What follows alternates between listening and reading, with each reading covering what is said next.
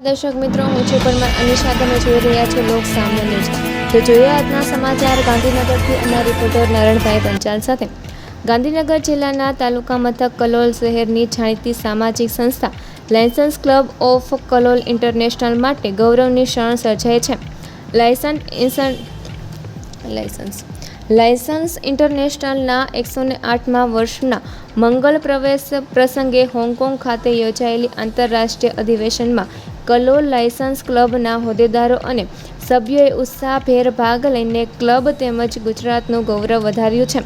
Hong Kong ખાતે યોજાયેલા Lions ઇન્ટરનેશનલના ભવ્ય આંતરરાષ્ટ્રીય અધિવેશનમાં લાયન્સ ક્લબ ઓફ કલોલના past district governor doctor Bharatbhai Rao, first vice district governor Arvindbhai Patel, Bhartiben Patel, zone chairman Dashrathbhai Patel, DK Rekhaben Patel તેમજ સભ્યો ડૉક્ટર નરેન્દ્રભાઈ દવે, અનિતાબેન દવે, અમૃતભાઈ દેસાઈ, રાજેન્દ્રભાઈ પટેલ સહિતના પ્રતિનિધિઓએ ઉપસ્થિત રહી વિવિધ સત્રોમાં ભાગ લીધો હતો.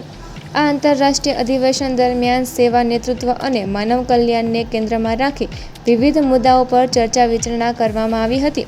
કલોલના પ્રતિનિધિઓની સક્રિય ઉપસ્થિતિથી સ્થાનિક લાયન્સ ક્લબના સેવાકીય કાર્યને વૈશ્વિક સ્તરે નવી ઓળખ મળી હોવાનું સભ્યોએ જણાવ્યું હતું. તો ફરી મળીશું એક નવા સમાચાર સાથે. ત્યાં સુધી જોતા રહો લોક સામના ન્યૂઝ.